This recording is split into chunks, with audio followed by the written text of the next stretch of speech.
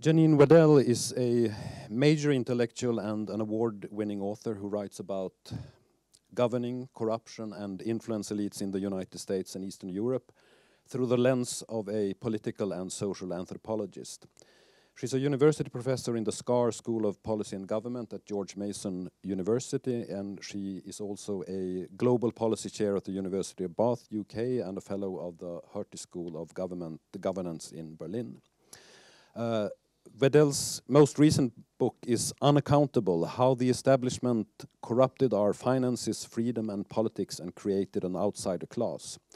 Her other books include Shadow Elite: How the World's New Power Brokers Undermine Democracy, Government and the Free Market, and Collision and Collusion: The Strange Case of Western Aid to Eastern Europe. Wedel has contributed pieces to more than a dozen major public outlets, and her work has been reviewed or translated into more than a dozen languages. She co-founded and is past president of the Association for the Anthropology of Policy, which is a section of the American Anthropological Association. As an anthropologist who has studied in both Eastern Europe and in the United States how systems and organizations actually work, Wedel has consistently broken new ground in identifying and explaining political and social patterns and trends.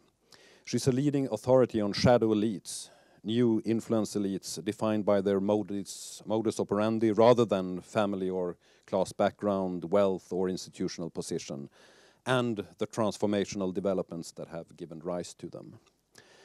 Wedel's work on these topics has propelled her to the forefront of scholarship on today's influence elites, as well as on the roots and rise of the anti-establishment movements in the United States and elsewhere that have spurred the ascent of Donald Trump and also his counterparts in Europe.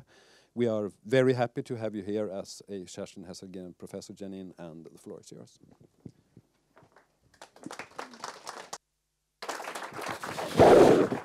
So I am delighted to be back here at the Institute for Futures Studies and am honored to accept the Kerstin Hesselgren visiting professorship. I hope to do justice to the memory of Kerstin Hesselgren. Hesselgren was a delegate to the 1919 Women's Labor Congress in Washington, D.C. She said that there she felt herself a fish on dry land in the motley, chaotic, and dirty United States with its horrid food and barbaric customs. Too bad she missed visiting Trump's Washington. That would have been some letter home. She also complained that the U.S. women's labor movement seemed a cross between a trade union and a religious movement, and was perplexed that the Battle Hymn of the Republic, with its explicitly Christian lyrics, was sung daily at the Women's Congress. I'm very much looking forward to working with you, getting to know you over the coming year, and I'll do my level best to keep any religion to myself and not to practice barbaric customs.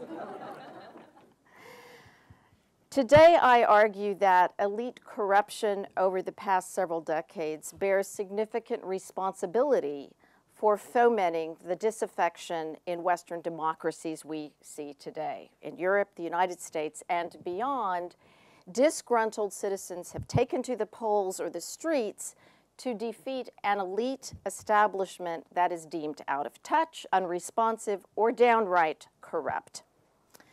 2 years before Trump's victory, I published a book on how Western elites had helped rearrange the rules to their own liking amid seismic societal changes, and how outsiderism, people seeing themselves as outsiders, was on the rise as a consequence. Today I address these issues. 1, outsiders and insiders, an estranged couple.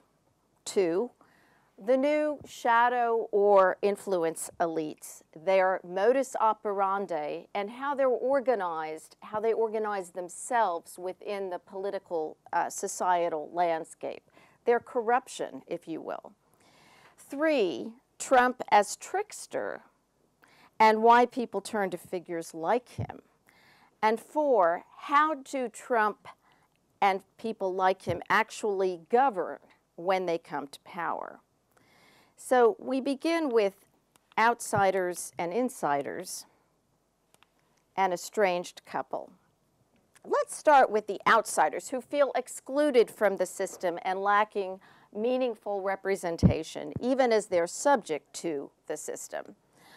I believe that the decisions and modes of operating of a new breed of shadow or influence elites, as I call them, over the past several decades bears substantial responsibility for this state of affairs.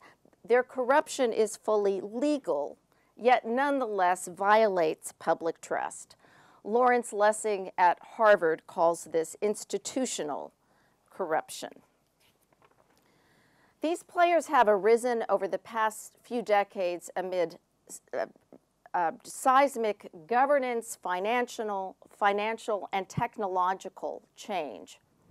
One manifestation of this is the decline in trust, in public institutions. Across the globe, there's been a striking loss of confidence in formal institutions, whether we're talking about governments, parliaments, and courts, to banks and corporations, to the media. The firm Edelman measures trust and has released some of the most dire findings I've seen, calling the situation worldwide an implosion of trust. Sweden, by the way, is also deemed a distruster nation, along with more than 100 other countries. Societies schooled in communism, as I learned as doing field work as a young social anthropologist in 1980s communist Poland. I was 5 at the time. As I learned through that experience, societies schooled in communism are accustomed to not trusting the system and not trusting its formal public institutions. But that was not the case in the West, where people genuinely believed in public institutions some 30 or 40 years ago. Over the same period that trust in public institutions has plummeted, income inequalities have surged. Of course, many factors, which will be debated for years, appear to be at play here. Globalization and free trade and technological displacement are the ones most often named. But new modes of elite operating and organizing influence have surely contributed as well, at least in part as a result of plummeting trust in institutions, surging income inequality, and the rise of this new breed of shadow and influence elites I'm about to discuss. More and more people have come to see themselves as outsiders. In the United States, outsiderism has roots in the Tea Party on the right and Occupy Wall Street on the left, which grew up about a year after the Tea Party. Both Tea Party and Occupy Wall Street blasted the financial bailout of 2008 crisis that favored elite banks and elites. Both used the word corruption to describe the system at the top. Fast forwarding a few years to the 2016 elections, people feeling excluded voted for national candidates who presented themselves as outsiders. We had Bernie Sanders on the left and Trump on the right. Trump, of course, capitalized on the sentiment that the establishment is corrupt and the idea that he, a self-styled outsider, was best suited, as he said, to drain the swamp. I'm on many listservs, including one of Trump's fundraising listservs, and this was one of the messages. The corruption theme was prominent in the 2016 election and remains ever present today. An annual survey of American fears launched in 2015 has found each year that concerns about corruption weigh more heavily on people's minds than even crime, terrorism, or deaths in the family. Trump won the presidency substantially by exploiting that fear. Many academics and pundits have been using the word populism to explain what's going on. But is this the populism of the past? The disaffected outsiders are not just anti-elitist. The outsiders are also profoundly anti-system. They want to dismantle the system with little notion of what to replace it or what that would mean. The outsiders, of course, are inextricably bound to the insiders who have the upper hand in shaping the system. These elite insiders deserve at least as much scrutiny if we are to truly grasp today's anti-system revolts and where they might lead. And this brings us to point 2. I come to this analysis, as Stefan said, as a social anthropologist studying how politics and society are organized and conducted.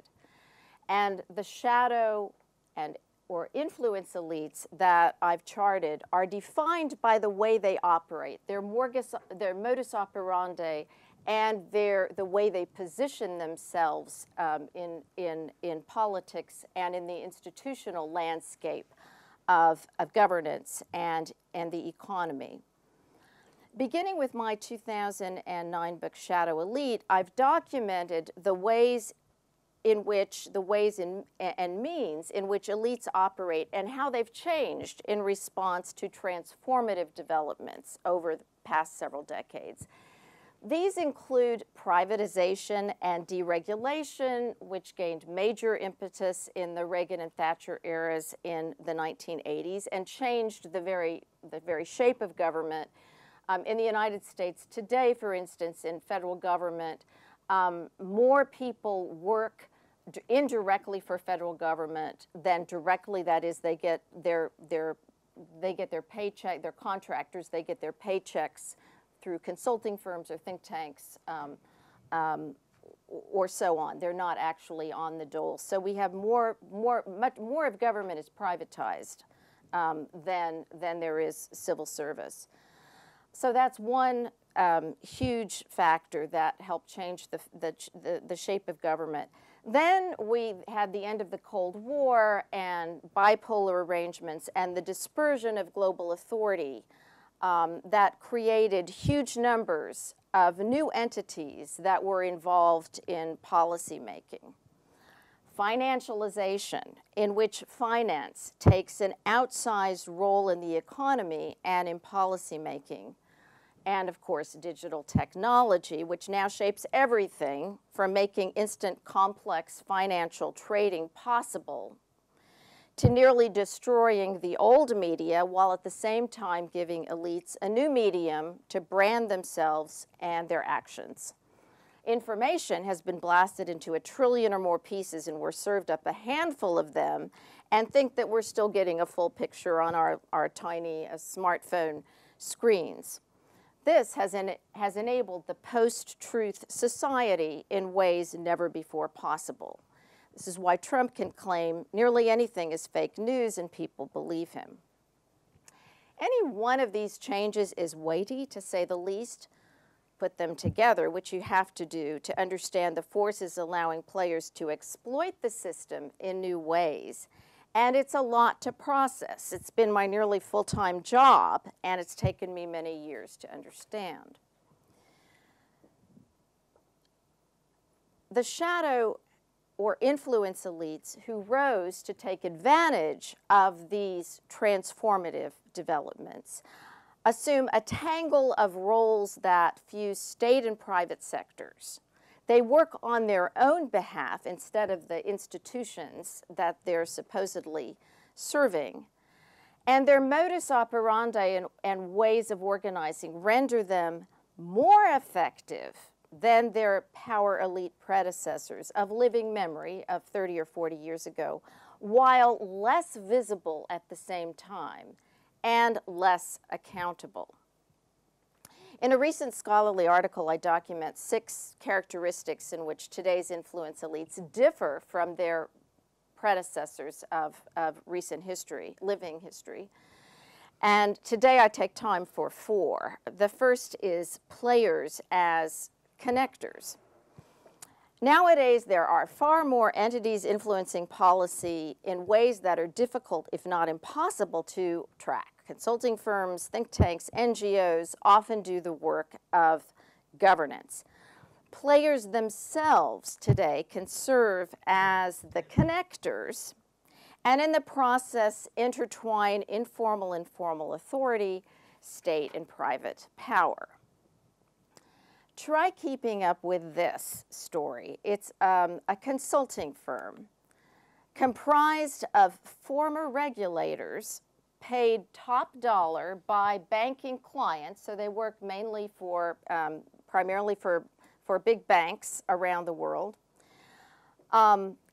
Players coordinate their influence from multiple moving perches, both inside and outside of government. So their inside government helps them to help banks get around anticipated regulation. That is, they've got connections in government, they can informally lobby government against new regulations and tell banks what those new regulations might be, and if they're passed, help them to get around them. At the same time, however, the government has outsourced some of its regulatory power to this consulting firm as well as others like it. So at one and the same time, the firm serves as the supposed regulator of the banks while it's being paid by the banks to protect them from regulation.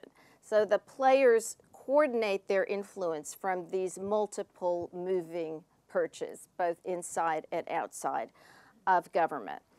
Players' ability to connect the dots and blend and blur official and private boundaries is the source of their power. Okay. Second characteristic of shadow or influence elites is informality. Informality. I first learned about informality through years of field work in 1980s communist Poland. Everyone knew the formal system didn't work as stated. And so to get what you needed when it wasn't available on the shelves, which was frequently, informal dealings were the only way to secure essential goods and services, calling up favors in a long chain of reciprocal obligations. The key to success, as it is with power brokers, top power brokers today, is information from unofficial sources. Information from unofficial sources. You had to know whom to approach and where to go. But those unofficial sources, of course, were linked to official sources, so they knew. So likewise, today, shadow influence elites are experts. They're experts in informal power. While just a few decades ago, power rested more in discernible rule-bound bodies, on the world stage, policies from finance to media to technology are today framed, sometimes even forged, outside governments, international organizations, and companies. That's one kind of informality, or one venue in which there's informality is forging policy. I've also charted informality in the U.S. government. There are power cliques that work across government agencies, thereby circumventing standard process and sidelining relevant officials who are not part of their power clique, so that the clique can push forward its own agenda, which may or may not be in the public interest, often isn't in the public interest. And there are individual pop-up players, as I call them. Take the case that wields influence over a short period of time, at least what we can see. Take the case of the 2008 financial bailout, an emergency situation in which U.S. Treasury Secretary and ex-Goldman Sachs chief Harry Paulson called on a private banker to take on an informal and expansive role in shaping the bailout. Whoops, Dan Jester was his name. He's in the middle there. Formally retired from Goldman Sachs, Jester was hired as a contractor, not a government employee, and thus was not required to disclose his financial holdings and was subject to far fewer rules. Jester seemed to have his finger in every conceivable bailout pie arrangement. By all accounts, he served as Treasury Secretary Paulson's de facto envoy in these high-stakes gatherings. Whose interest was he representing during those meetings that would affect the entire global economy? We'll never know for sure, but he may well have played a role in negotiating favorable terms for Goldman, in which he had significant holdings. The New York Times called him one of the mystery men of the financial crisis, and he has remained so. Is it any wonder that American voters in 2016 were still complaining about the bailout? Another kind of informality is what I call shadow lobbying. Now, I'm aware that in Sweden, lobbyists are not required to register with the government by law, but in the United States, they are. And what I've charted is the lobbyists in the United States actually going underground in the past 10 years, at least 10 years. Registered lobbyists and interest groups remain powerful. This is what is called K Street. It's where many of the lobbyists actually hang out their posts. And this I photographed one day without irony. Without irony, this sign is, standing on the sidewalk on K Street.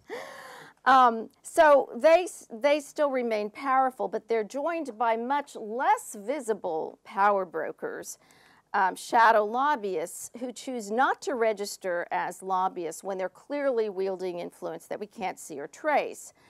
So prevalent have their activities become that shadow lobbyists are giving registered ones a run for their money. The number of registered lobbyists in Washington actually fell. It actually declined by 22% between 2007 and 2017.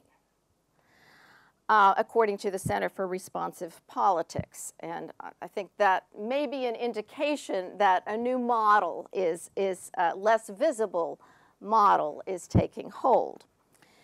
Shadow lobbyists are often experts or former high government officials now with PR firms as strategic advisors, that's a frequent title, or with consulting or law lobbyist firms in the government affairs group who take on abstruse roles of influence within the corporate world.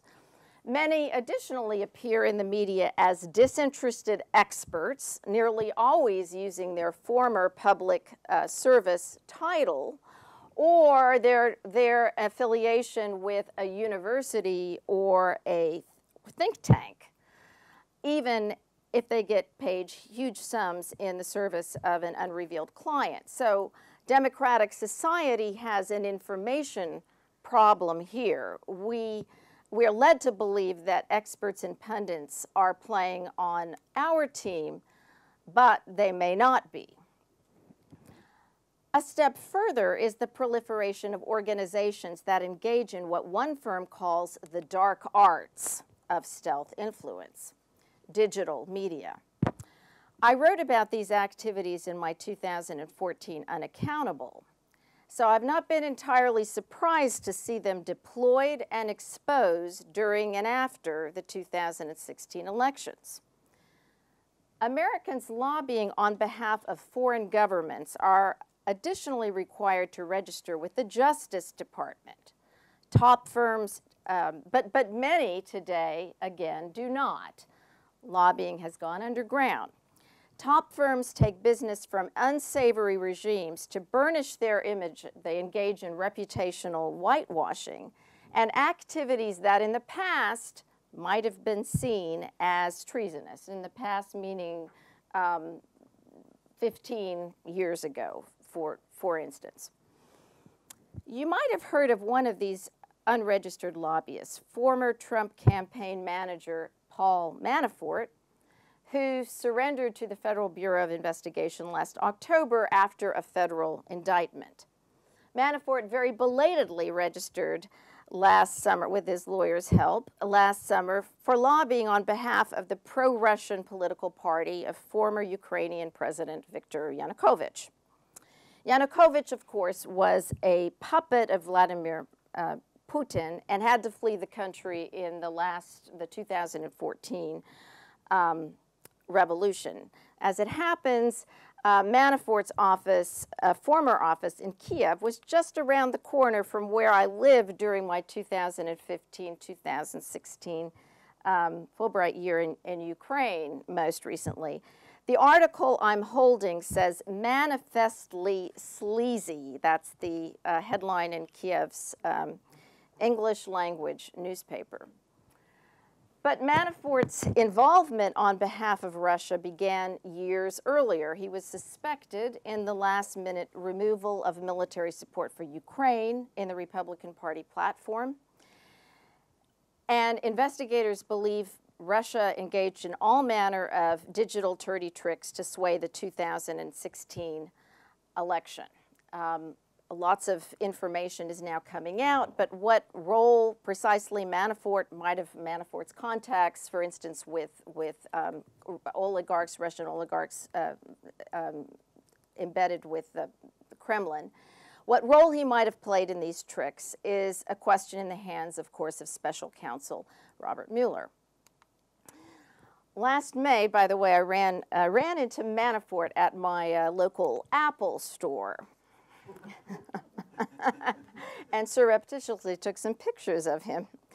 So no matter how rich and powerful you are, at some point you might have to take your phone into the Apple store. Perhaps it's the great equalizer for the upper middle class and higher.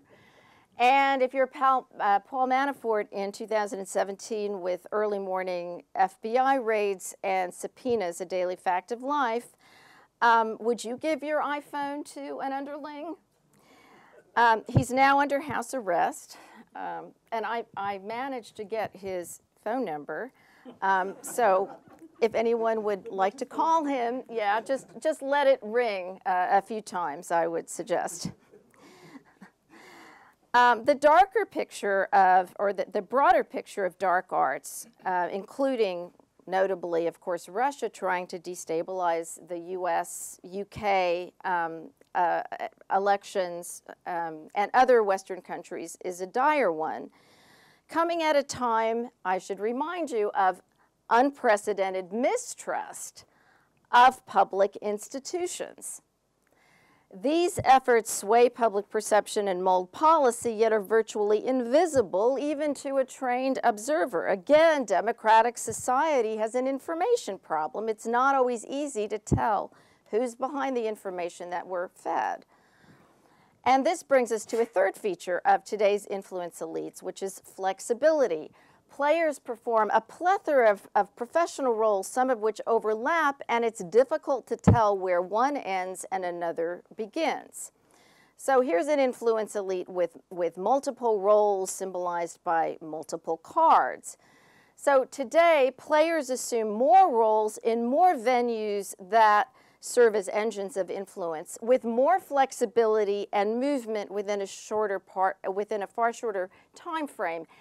And the potential corruption, of course, not all players with multiple professional roles engage in this new kind of corruption, but the potential corruption comes in when, for instance, you have an economist who is working at a prominent university and is being paid by, say, J.P. Morgan or Bank of America or Goldman Sachs to do consulting work, and then is testifying before congressional, parliamentary bodies, and it's not disclosed, or the media, and it's not disclosed that he is working for a consulting firm. It's only disclosed that he is with a university, right? So, in fact, a few years ago, a University of Amherst Massachusetts study showed that looked at 20 of the most prominent economists, many of whose names you would know, and saw that 19 of them did not typically disclose their other business affiliations when they were talking before the media or testifying before public bodies. Now, the old revolving door, as I said, still exists, but the way influence is wielded has changed so much that perhaps we need to revise our image of the revolving door or acknowledge another model. So the revolving door has only one exit point. So like it's an ex-regulator joining a bank, an ex-member of parliament, or ex-minister joining a lobbying firm. But the avant-garde revolving door features multiple entry and exit points with 4 or 5 options. So a player exits to a business role, a think tank role, a government consultancy role, an academic role, a media role, and straddles 2 or more at the same time. Take someone you perhaps have heard a bit about over the past few years, retired Lieutenant General Michael Flynn, whose tenure as National Security Advisor under President Trump lasted just 24 days. Since being fired earlier from his post as head of the Defense Intelligence Agency in 2014, Flynn's post-retirement roles have been many. He's been a media fixture and lecture circuit regular, best known for a cozy event in Moscow to celebrate the anniversary of RT, the Kremlin's propaganda outfit in which he was feted by Putin. He's also been a consultant to a cybersecurity firm in a deal reported just weeks after his retirement. And as proprietor of his own defense consulting firm, he lobbies on behalf of clients like Turkey and possibly Russia, work that he continued as a political operative attached to the Trump campaign. A fourth characteristic of the modus operandi of today's shadow or influence elites is that they set up and use vehicles of interest, vehicles of influence, such as think tanks, philanthropies, grassroots organizations, and consulting firms to help organize their sway in public and public opinion and policy. And there's been a huge proliferation of such entities since the end of the Cold War. I first observed this in Eastern Europe as communism was ending. But fast forward to today, the Brookings Institution, arguably the most venerable think tank, has been found to be taking many millions from the problematic regime in Qatar, which pledged to donate $15 million. And the paperwork shows that the client was direct in seeking direct influence through the think tank. A perhaps more dramatic case of vehicles of influence can be seen in Cambridge Analytica and the far-right website Breitbart.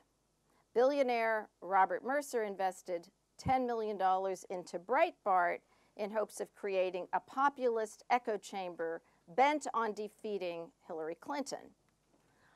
$5 million went to Cambridge Analytica, $5 million more went to Cambridge Analytica, the now bankrupt data mining firm that targeted millions of American voters with propaganda based on so-called psychosocial analysis acquired through a breach of personal data collected by Facebook.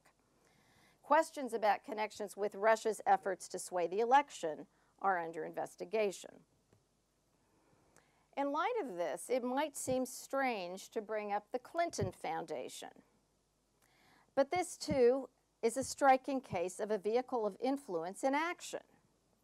Foundation took donations from foreign entities that could have served as backdoor campaign cash, donations that would compromise Hillary Clinton should she have taken the presidency. This was a fair criticism of candidate Clinton, but exploited beyond all recognition by candidate Trump and his vehicles of influence, Breitbart and surely Cambridge Analytica. As we can see, not only have the ways and means of influencing changed over the past several decades, but clearly so also has the culture and what is deemed acceptable. In my work over the past several decades, I've detailed how this influencing has occurred in policy decisions from foreign policy to healthcare to the economy. Some of the cases I've highlighted became flashpoints for Trump and Sanders voters in the presidential election. The Wall Street bailout, in which firms were deemed too big to fail, and hardly anyone was jailed.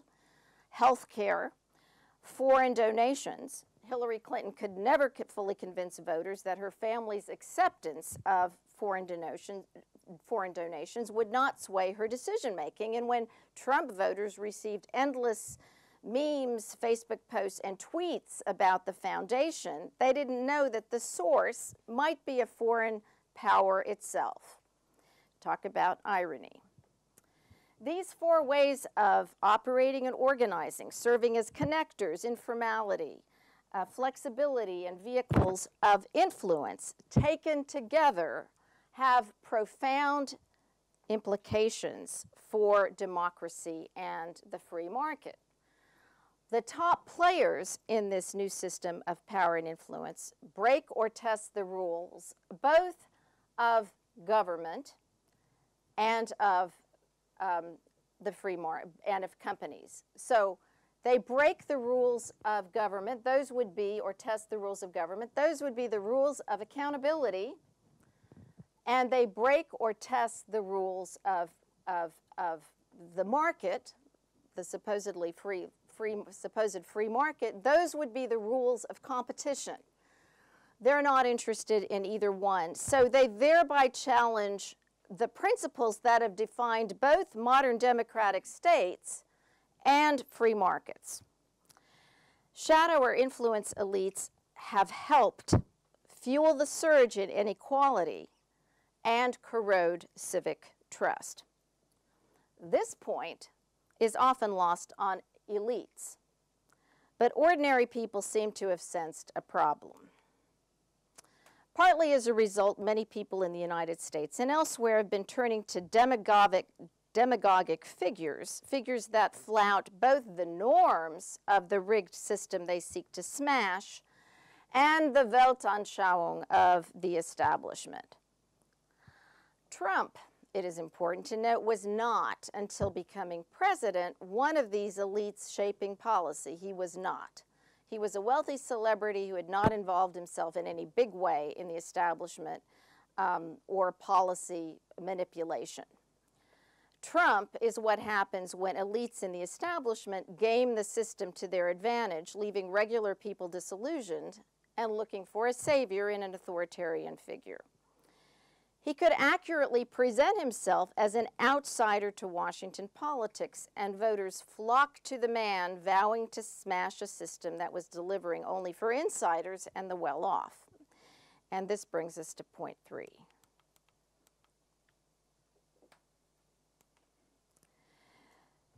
Trump as trickster and why people turn to figures like him. In the wake of the 2008 financial collapse and failed wars in Iraq and Afghanistan, many Americans feeling helpless flocked to this strong man's message of power and reclaiming glory times, another one of my emails. Poles and Hungarians, too, have turned to similar leaders like Jaroslaw Kaczynski, the head of Poland's governing party, PiS, and Viktor Orban, Hungary's prime minister. All 3 leaders have attacked elite corruption with a vengeance. All 3 leaders disparaged elites. Trump, the coastal elites; Orban, that liberal Budapest elite; and Kaczynski, the liberal cosmopolitans. The appeal of these leaders seems to lie in a shared anti-system outsider stance. All 3 leaders, Trump, Kaczynski, and Orban, have exploited and fomented societal polarization. And their societies are split down the middle in all 3 cases. It's crucial to understand that this conflict is not only political or economic. They have tapped into the divide, the leaders have tapped into the divide of Weltanschauung, worldview, culture, style, information, facts, and association, in which people live in different universes. Those on one side of the divide don't invite those on the other for dinner. The divide is made ever more complete with the help of computer algorithms and social media, in which the Trump voter and the Clinton voter were served up media that would barely register as real to each other, much less true. The algorithms offer starkly different memes, music, films, and consumer products. Trump voters and Orban and Kaczynski supporters feel excluded and demeaned not just politically, but culturally, and the leaders tap into that. The appeal of Trump et al. Lies, too, in the breaking of taboos. Trump breaks taboos both in what he says. Syrian refugees are like Skittles, which are candies.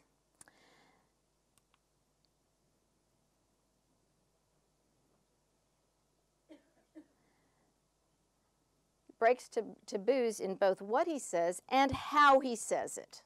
And how he says it. If you're afraid to offend, you cannot be honest. Mary Douglas, the cultural anthropological giant who wrote a book, the landmark Purity and Danger, might argue, writes the contemporary anthropologist Tanya Luhrmann, that Trump's appeal has something to do not only with political anger, but also with the religious imagination, the qualities that make him seem subhuman to some. His willingness to flout all codes of respectful behavior make him superhuman to others. That transcendent quality might also explain why the facts do not seem to matter much to his followers. We are in the domain of faith, not that of reason. Trump gives them hope and something else. It's a rare moment of empowerment. As Luhrmann observes, the politics of hatred and those of hope can be closely linked. Some other anthropologists make a related argument about tricksters. Tricksters are archetypal figures present in the myths of many societies. Tricksters test or break societal rules, playing with the boundaries of what is acceptable. They mock authority, are boastful, and are typically male. Tricksters present themselves as from another world. And their special charisma allows them to do what earthbound politicians cannot get away with. Perhaps most crucially, tricksters disrupt normal life and then reestablish it on a new basis. They disrupt normal life and reestablish it on a new basis. Why was and is Trump as trickster so compelling right now? As Max Weber tells us, charismatic authority often occurs in periods of social transformation. It promises change and distinguishes itself from bureaucratic and traditional forms of authority by being inimical to rules, renouncing the establishment, and repudiating involvement in the everyday routine world. As shadow or influence elites wield power in increasingly elusive ways, as incomes slump for all but the wealthiest, as technology radically alters our ability to tell truth from lies, there's no denying we're in the midst of vast social change. And my fourth and final point is, how do Trump and others like him actually govern when they come to power? Trump, Kaczynski, and Orban bear similarity in how they operate and appeal to voters. Orban was recently reelected in a landslide after deploying his usual fierce opposition to immigration. He quickly declared that his prime goal is to preserve Hungary's status as a Christian nation. And Poland, as you know, is scrambling to make concessions after facing the wrath of the EU over its attacks on an independent judiciary. Kaczynski and especially Orban have been in power longer than Trump and have longer legacies. They've also been more successful than Trump in defying liberal principles, including the rule of law, at least until now. All three leaders have been reshaping the institutional system. They've been cementing executive authority and reorganizing governance to consolidate power. With all three, power, personality, and politics trump democratic process. All three have disparaged the courts. Poland and Hungary, for instance, have tampered with the judiciary's independence through court packing, overriding checks and balances by nominating many members of the leader's own party to the High Court. All three leaders have sought to cement power by downsizing public broadcasting. Trump would like to eliminate all funding to it. Poland's Peace or Law and Justice Party under Kaczynski passed a law to replace its leadership. In Hungary, Orban created a new media council empowered to choose public broadcasting management and to find media outlets if they don't uphold so-called public morality. All three leaders seek to greatly increase executive power and are reorganizing the executive branch toward that end, both formally and informally. One way that Trump is doing so is through the constant issuance of executive orders, far more than his predecessors have issued executive orders. Another means of reorganizing government is to dismantle government structures, and Trump has made a lot of headway toward that end. And he's fulfilled his campaign promise by appointing mostly outsiders to government. Many of his appointees, billionaires and bankers, have direct ties to the industries they're now expected to regulate. Several have been put in charge of agencies that they have explicitly stated in the past that they wanted to largely abolish.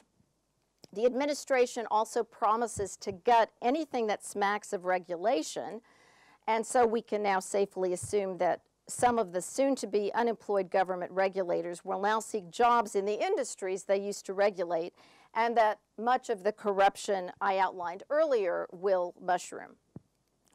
When Trump can't dismantle, he builds on shadow elite predecessors by sidelining or undermining bureaucracy and devaluing expertise. He's famously roiled the State Department by not filling jobs and slashing the budget, essentially making war on diplomacy. All three leaders, Trump, Kaczynski, and Orban, surround themselves with devoted loyalists who wield informal power. The White House has installed senior trusted aides at every cabinet agency to monitor loyalty to Trump's loyalty to Trump, seemingly bypassing Trump's own cabinet officers. He's chosen family members as official and unofficial advisors, family members with no government experience, but many significant financial conflicts. All these means of reorganizing governance, informalization, politicization, gutting of the bureaucracy, sidelining expertise, increasing executive authority, all serve to concentrate power at the top. And Trump is taking to unprecedented heights and blatancy, indeed sometimes exploding any corruption perfected by the influencer shadow elites. And he's doing so, of course, with much less subtlety and more than a hint of autocracy. So the corruption I've charted will mushroom or explode, I predict, to really unprecedented levels. Trump et al. Have not only been gutting democratic governance, but also assaulting norms that underpin all liberal democracies, notably the pillars of an independent media and judiciary. Orban, for instance, stated explicitly he believes in creating an illiberal state looking to Russia, China, and Turkey as examples. More broadly, Trump's style itself is having an incredibly destabilizing effect, even though the word style is problematic because it suggests consistency. This way of operating feels authoritarian and is reminiscent to me of my time under martial law Poland in the 1980s. When new measures and practices are handed down every day, and everyone is kept off guard all the time, is this not an effective way of controlling people? And is it a deliberate strategy, as Trump has been doing, to issue very provocative, media-attractive executive orders and statements? The first Muslim ban he issued in his first week of office happened at the same time that much more quietly and almost behind the scenes he was reorganizing the National Security Council. To conclude, there's always a play of interest in democracy, and there's been periods in which parts of government were deemed worthy of dismantling, at least in the United States. But today's dismantling is being pushed through without the previous backdrop of stability.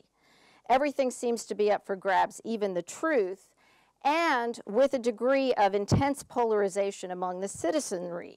It's dismantling piece by piece the foundations of society that up till now the world order had regarded as solid. And it's being pushed through by leaders who openly attack the norms that underpin liberal democracy. Dystopian fiction has been hugely popular for about a decade. And it was often said that these books describe not a distant, broken world of the future, but the one we live in now. What does this dystopian age, an age when power seems to trump policy and process, mean for scholarship? And what does it mean for what we in multidisciplinary institutes might do? We've seen recently the perils of over-reliance on polling, number crunching, and single disciplines. Imagine if someone had brought together sociologists and anthropologists doing field work on the white working class, a handful of us examining elite behavior, the historians of Russia, the technologists investigating the fast-changing social media environment, the philosophers who could speak to the implications of a post-factual society, the political scientists who could explain why norms are the crucial guardrails of democracy. All this work has been being done for a number of years. It's our challenge to work together to come out of our silos and synthesize. The principles of liberal democracy, now in jeopardy, demand nothing less. Thank you.